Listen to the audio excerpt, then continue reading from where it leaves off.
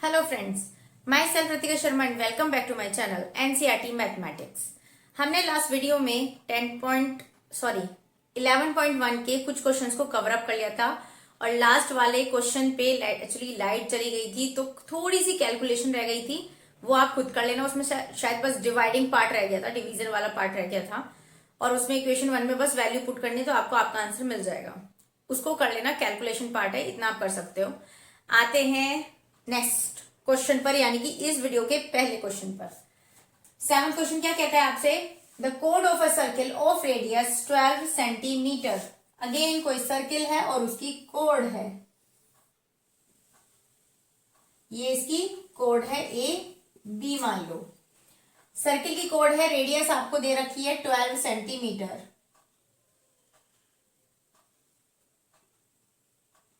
ये 12, ये भी 12। Subtended an equal not equal subtended an angle of 120 degree at centre, यानी कि सेंटर पर 120 डिग्री सबटेंड कर रही है। Find the area of the corresponding segment, not sector, corresponding segment यानी कि ऑफ द सर्कल, यानी कि कॉरेस्पॉन्डिंग सेगमेंट इसकी वजह से, कॉरेस्पॉन्डिंग इसके साथ कौन सा लगा हुआ सेगमेंट है? ये वाला। सो हमें इसका क्या इसका एरिया फाइंड आउट करना है इस सेगमेंट का। अगेन इतने क्वेश्चंस आपने किए हैं तो आपको इतना तो समझ में आ गया कि इस सेगमेंट का यानी माइनर सेगमेंट का फार्मूला, माइनर सेगमेंट का एरिया फाइंड आउट करने का कोई भी डायरेक्ट फार्मूला नहीं है। तो हमें सबसे पहले इस सेक्टर का यानी पिज्जा स्लाइस का एरिया फाइंड आउट करना पड़ेगा। Then we have to enter in this triangle and find out the area of this triangle. दोनों को माइनस करेंगे, then you will get it. Okay, अभी तक सारी सीक्वेंस ऐसे ही चल रही है ना बार बार, तो अभी फॉलो करते हैं इस क्वेश्चन को। अच्छा, एक चीज और देखो, अभी बाद में देखते हैं, पहले क्वेश्चन पे आते हैं। जितना गिवन है आप यहाँ पर पोर्शन पूरा लिख देंगे, रेडियस क्या है, थीटा क्या है, सब लिखेंगे। उसके बाद आप लिखेंगे एरिया ऑफ माइनर सेगमेंट। क्या होता है भाई? एरिया ऑफ सेक्टर माइनस कर देंगे area of triangle. Area of triangle, ये ट्राइंगल सिंबल मैंने बनाया है, आप नहीं बनाएंगे। यहां लिखेंगे TRIANGLE। ये इक्वेशन नंबर 1 है। पहले हम इतना फाइंड आउट करेंगे एरिया, ठीक है? तो एरिया ऑफ सेक्टर कितना होगा? Now area of sector equal what? क्या होता है? Theta upon 360 into pi r square. 20 degree 360 degree into pi की वैल्यू हमें ये रखनी है 3.14 इंटू आर हमें 12 दिए है तो स्क्वायर है, तो मैंने डबल टाइम इसको लिख दिया है। इतना समझ में आया? आ जाओ काटते हैं। 0 से 0 गई, 12 3 जा 36 होते हैं, 3 4 जा 12 होते हैं। पॉइंट हटा के यहाँ 0 बढ़ा दो डबल, क्योंकि 2 डिजिट थी तो 2 0। अभी क्या करना है? 4 से ये गया 25 टाइम्स, ठीक है? अब इन दोनों की मल्टीप्लाई करो और एक काम करो, देखो फालतू में अपना काम ही बढ़ाना है। मैंने क्या किया, 100 ही लिखा और यहां से इसे 4 से नहीं काटा, मतलब 3 4 जा 12, बस 4 से इसको मेरे को नहीं काटना है। तो मैंने क्या करा, अब इन तीनों की मल्टीप्लाई करोगे और 100 से डिवाइड करना बहुत इजी होता है। क्या होती है? चलो मल्टीप्लाई करो पहले। ये होता है आपका 314, यानी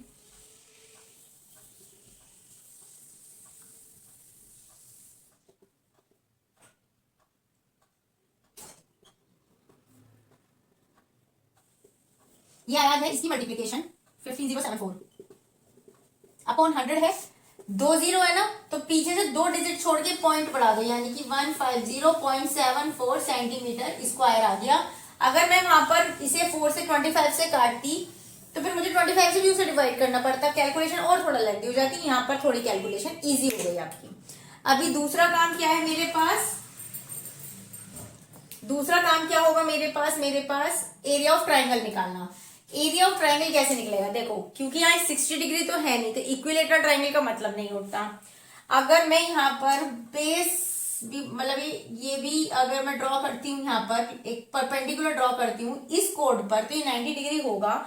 और मुझे ये पता है कि बाइसेक्ट हो जाती है कोड इस सिचुएशन में। ऐसा थ्योरम आई थिंक 9th में पढ़ी है शायद, सर्कल से रिलेटेड थ्योरम है कि अगर if we are just drawing a perpendicular on this code then code will be bisected. मतलब कि अगर हम सेंटर से परपेंडिकुलर पर सेंटर से कोड पर एक परपेंडिकुलर ड्रॉ करते हैं तो कोड बाइसेक्टेड हो जाती है। बाइसेक्टेड मीन्स क्या होता है कि इक्वल इक्वल पार्ट्स में डिवाइड हो जाती है। पर पहली बात तो मुझे कोड की लेंथ ही नहीं पता, बाइसेक्टेड करने का भी फायदा नहीं। जब ये पूरी नहीं पता तो बाइसेक्ट क्या करूं, क्या लिखूं यहाँ, ऊपर से ये बेस भी नहीं पता। तो दो दो सिचुएशन ऐसी हैं जिनकी वैल्यू मुझे पता ही नहीं है, सिर्फ रेडियस की पता है। तो इस सिचुएशन में आप एंट्री मारोगे या हेल्प लोगे ट्रिग्नोमेट्री की।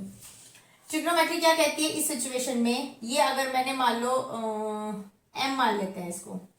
सो आओ इधर, draw a perpendicular, draw O M is perpendicular on A B. So M आगे 90, राइट एंगल में। अब इस वाले एंट्री मारते, इसमें कर चाहे इसमें कर लो, सेम ही है दोनों, कोई फर्क तो पड़ना नहीं है। तो आ जाओ साइन लेते हैं। एक चीज ध्यान रखनी है, अब आओ देखो इस वाली चीज को यहां बना दे रही हूं क्योंकि ये बाइसेक्ट है। आई मीन आपने इसे ये ड्रॉ किया है परपेंडिकुलर तो ये बाइसेक्ट हो जाएगा। अगर ये 120 है पूरा तो ये 60 और ये 60 हो जाएगा, ठीक है। तो अगर ये वाला ट्राइंगल हम ऐसे ड्रॉ करें ए एम ओ, तो ये तो 12 ही है, ये एम 90 डिग्री है और ये 60 हो जाएगा। इतना समझ में आया कि 120 का हाफ कितना होगा, 60 हो जाएगा। क्यों हुआ, क्योंकि हमने सेंटर से एक परपेंडिकुलर ड्रॉ किया है कोड पर, तो जो ये एंगल पूरा बना हुआ है ये बाइसेक्ट हो जाएगा, यानी ये इक्वल ये, ठीक है। अब एक चीज देखो मेरे को, क्योंकि क्या चाहिए मेरे को, ये वाली लेंथ चाहिए है ना, और एक ये वाली लेंथ चाहिए। तो पहले ये वाली लेंथ निकालते हैं क्योंकि ये इस तरह से, देखो एक चीज और देखो, इस वाले ट्रायंगल को थोड़ा सा टर्न कर लेते हैं जिससे आपको इजीली एक चीज समझ में आए। क्योंकि ट्रिग्नोमेट्री यानी कि साइन और कोस जब भी किसी ट्रायंगल में लगाओगे तो आपको इतना पता होना चाहिए कि जिस साइड पर, ये जिस आर्म पर ट्रायंगल की 90 डिग्री और एक एंगल होता है वो हमेशा बेस होता है। क्या बताया कि जिस साइड पर थीटा यानी कि कोई भी एक एंगल और 90 डिग्री होता है वो हमेशा बेस माना जाता है। तो मैंने इसे इस ट्रायंगल को ऐसे टर्न कर दिया और ये मेरा बेस हो गया। तो बेस होने का मतलब है ये तो 90 है तो एम ही है, और ये वाला इधर ओ हो गया यानी 60 हो गया, और ये वाला ए ऊपर पहुंच गया। तो ओ ए कितना है 12। अब भी हाइपोटेन्यूज है ना, क्यों, क्योंकि 90 के ठीक सामने, यहाँ भी 90 के ठीक सामने है। बस ये ऐसे खड़ा था, मैंने इसको ऐसे लेटा दिया है, ठीक है। और क्या बचा हमारे पास, बाकी तो सबके नाम ऐसे ही हैं, बाकी कुछ पता नहीं है हमें। तो पहले यहाँ साइन लगा दो, साइन 60 क्या होगा, क्या होता है साइन 60, साइन होता है हमेशा परपेंडिकुलर अपॉन हाइपोटेन्यूज। ये देखो ये होता है पर, यहाँ देखो साइन थीटा की क्या होता है परपेंडिकुलर अपॉन हाइपोटेन्यूज, और कोस थीटा होता है आपका बेस अपॉन हाइपोटेन्यूज। ये ध्यान रखोगे। साइन थीटा क्या है हमारा 60 थीटा की जगह वैल्यू रख दी। परपेंडिकुलर है हमारे पास ए एम अपॉन हाइपोटेन्यूज है हमारा ए ओ, इंप्लाइज दैट साइन 60 की वैल्यू होती है √3/2 ए एम फाइंड आउट करना है, ए ओ 12 है हमारा, करेक्ट। यहां से 2 6 12 होता है तो ए एम कितना हो गया 6√3 हो गया। अभी के लिए ए एम मुझे मिल गई, ठीक है। ए एम कितनी है मेरे पास, देखो 6√3। अब समझ में आई थी बात। अभी क्या चाहिए इसके आगे हमें, ये भी चाहिए। क्यों चाहिए, क्योंकि मुझे ट्रायंगल का एरिया फाइंड आउट करना है। हाफ बेस इंटू हाइट होगी, तो इतना मुझे पता है कि अगर इतना मिल गया तो इसका ट्वाइस कर दूंगी तो पूरा मिल जाएगा ना, वो काम बाद में करेंगे, या यहां करना चाहो तो कर दो लो। यानी इंप्लाइज दैट ए बी कितना होगा ट्वाइस ऑफ 6√3 यानी 2 6 12 और √3 सेंटीमीटर। ओके, मिल गई ये भी हमें। और अब आ जाओ इसी ट्राइंगल में लगाओ इसमें साइन तो लगा दिया, कोस cos 60 लगाएंगे हम, तो cos 60 क्या होता है, बेस क्या है मेरे पास, b कहां से आ गया ये, बेस है OM अपॉन हाइपोटेन्यूज क्या है AO। cos 60 होता है 1/2। ये वैल्यूज होती हैं जो आप ट्रिग्नोमेट्री पढ़ोगे तो आपको धीरे धीरे वो याद हो जाएंगी, प्रैक्टिस इतनी हो जाती है ट्रिग्नोमेट्री में। क्योंकि OM फाइंड आउट करनी है, AO 12 है, 2 6 12, यानी OM आ गई मेरे पास 6 सेंटीमीटर। ये आ गई मेरे पास बेस और हाइट। ये एक्स्ट्रा काम करना पड़ा है क्योंकि उसमें कुछ भी हेल्प नहीं दी गई थी। ठीक है, आ जाओ, ये मैं यहां से थोड़ा सा रफ कर रही हूं। ठीक है, ये भी रफ कर दूं क्योंकि यहां से AM से मुझे AB मिल चुकी है, right. Area of triangle OAB में आओ, क्या होगा, half into base into height. Formula जरूर लिख के आना है, कहीं भी सोचना ये मत कि फार्मूला नहीं लिखेंगे डायरेक्ट वैल्यू पुट करना है, बिल्कुल भी नहीं, आधा मार्क्स कट जाएगा। हाफ बेस कितना है AB की वैल्यू है 12√3। हाइट कितनी है इसकी OM अभी निकाली है 6 सेंटीमीटर। 2 6 12, 6 6 36, √3 की वैल्यू होती है 1.73। आ जाओ कर दो मल्टीप्लाई, अब 1.73 की 36 से करेंगे तो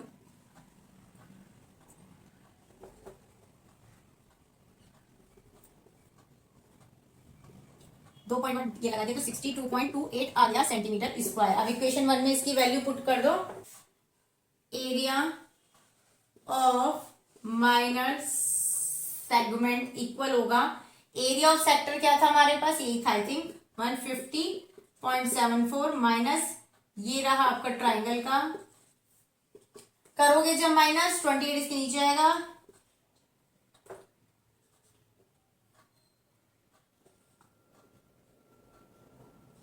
ये आ गया आपका, इसे माइनस कर लेना ऊपर नीचे रख के, आपका आंसर आपके सामने है। ओके, अ हॉर्स, ये हॉर्स है, चाइनीज हॉर्स है, 2025 में अब ऐसे ही आने लगे हैं चाइनीज वाले घोड़े। ठीक है, तो ड्राइंग पे मत जाना, क्वेश्चन के कॉन्सेप्ट को समझने की कोशिश करनी है, कम टू द पॉइंट। अब हंसना नहीं है, इधर आ जाओ। A horse is tied to a peg, कोई हॉर्स है जो टाइड है यहाँ से पैग से, ये पैग है, इसका पैग मिस होता है, एक कील कॉर्नर कुछ भी कह लो, किसी चीज से बंधा हुआ है। एट वन कॉर्नर, इस कॉर्नर से बंधा हुआ है, ऑफ अ स्क्वायर, ये स्क्वायर है। शेप्ड ग्रास फील्ड, ये पूरा ग्रास फील्ड है, यहाँ पे घास है, ये पूरी घास है। ठीक है, ये ग्रास फील्ड है, स्क्वायर शेप में है, और इसकी साइड 15 है, तो हमें पता है स्क्वायर की सारी ही साइड इक्वल होती है, तो ये भी 15 होगी, इसकी भी 15 होगी, इतना तो पता ही है हमें, है ना। By means of 5 metre long rope, अब किस चीज से वो जुड़ा हुआ है, ये जो आप रोप देख रहे हैं, रस्सी देख रहे हैं, ये है 5 मीटर। आगे क्या कहता है आपको, फाइंड, फर्स्ट पार्ट है आपका, area of the part of field, इस पूरे फील्ड का उतने पार्ट का एरिया निकालो, कितने पार्ट का, पढ़ लो आगे। इन विच हॉर्स कैन ग्रेज, ग्रेस होता है जिसमें वो घास चढ़ सकता है, चर मीन्स खा सकता है, तो आपको सिर्फ उतने पार्ट का एरिया निकालना है जितने पोर्शन में, जितने एरिया में, जितने हिस्से में वो घास को चढ़ सकता है। तो ये कितना चलेगा भाई, यहां से देखो ये 5 मीटर की रोप से बंधा हुआ है, तो ज्यादा से ज्यादा इतना एरिया होगा, ये भी 5, ये भी 5, यहां से ये यहां तक का 5 5 5, इतने एरिया की घास वो चढ़ सकता है इजिली, क्योंकि वो बंधा हुआ है, इससे दूर वो जा नहीं सकता है। तो ये पूरी, ये सब कुछ 5 ही होनी है। ओके, अब ये सोचो ये क्या लग रहा है, कौन सी शेप लग रही है, ये पिज्जा का स्लाइस, और स्लाइस किससे रिलेटेड होता है, सेक्टर से रिलेटेड होता है। दैट मीन्स आपको यहाँ पर एरिया ऑफ सेक्टर निकालना है।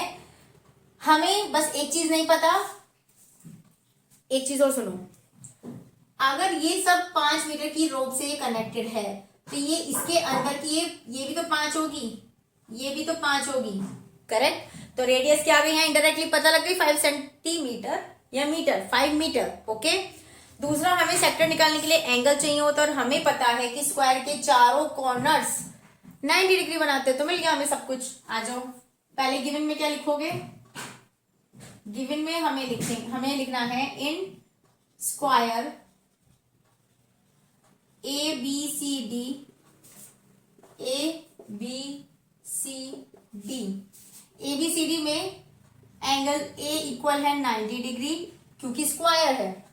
दूसरी चीज पता है हमें, we have to find out,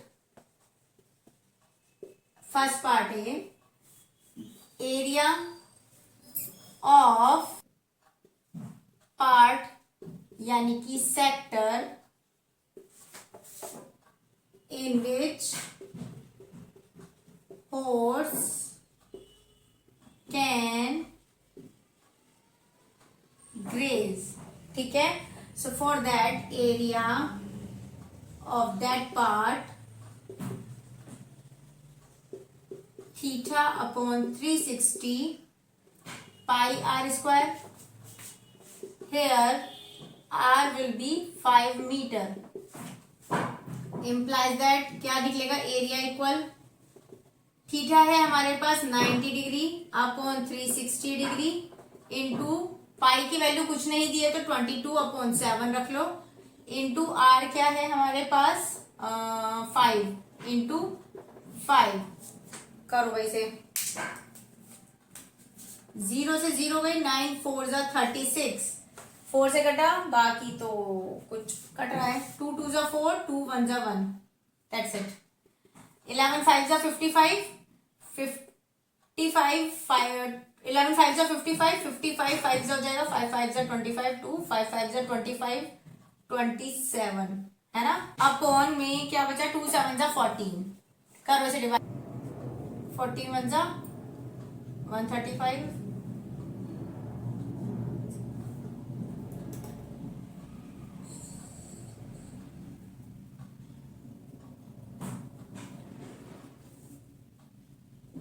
चलता रहेगा। इसको यही ड्रॉप करते हैं, सेंटीमीटर स्क्वायर हो गया इसका एरिया, आंसर आ गया पहले पार्ट का। ठीक है, सेकंड पार्ट पे आते हैं। सेकंड पार्ट क्या कहता है हमसे, increase in the grazing area, increase in the grazing area if rope were 10 metre long instead of 5। अगर अब वो कह रहा है कि ये 5 की जगह 10 मीटर, सपोज 5 की जगह अभी अगर घोड़ा यहाँ खिसक जाए, ये घोड़ा यहाँ खिसक जाए और यहाँ पर ये पूरी की पूरी पूरी की पूरी 10 हो जाए, तो ये रेडियस 10 हो गई क्योंकि थीटा तो 90 ही रहेगा।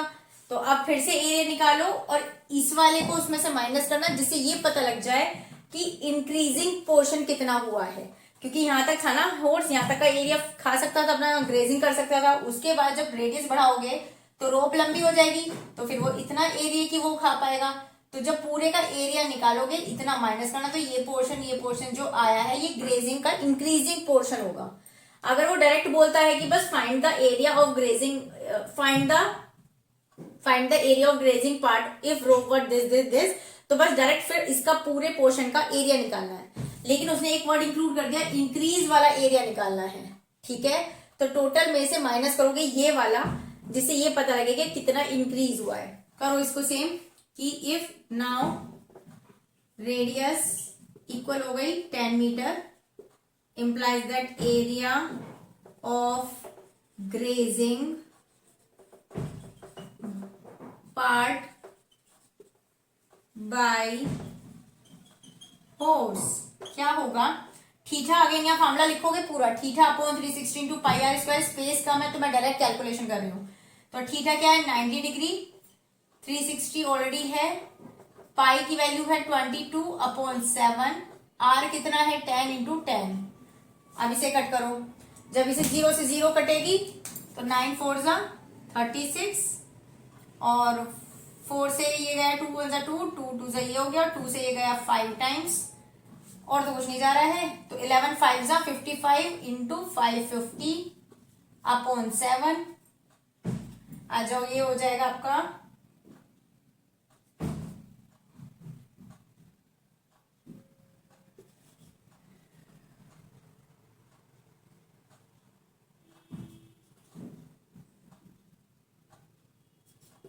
ऑलमोस्ट मीटर स्क्वायर होगा।